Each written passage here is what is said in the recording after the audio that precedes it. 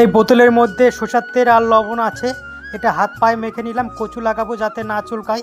কালকে তো সন্ধ্যাবেলা জল ছেঁচে গেছে, আর একটু জল হয়েছিল, সেই জলটা একটু ছেঁচে দিচ্ছি যাতে বিচনটা খুব তাড়াতাড়ি বড় হতে পারে।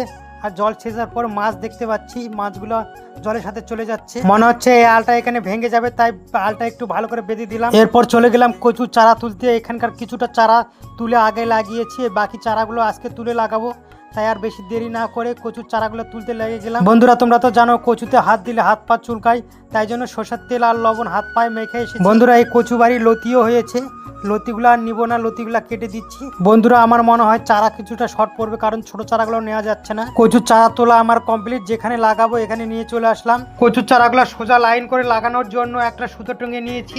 সুতোতে 1.5 হাত পর পর গিট দেওয়া রয়েছে, তার সঙ্গে 2 হাতের একটা লাঠি রয়েছে। আমি এখানে 1.5 বাই 2 হাত পর গাছ লাগাচ্ছি। এই কচু গাছগুলো লাগার আগে এখানে চাষ করার সময় ফসফেট এবং পটাশ সার দেওয়া রয়েছে, আর তার সঙ্গে গোবর দেওয়া রয়েছে। বন্ধুরা আজকের মতন এই পর্যন্তই, টাটা।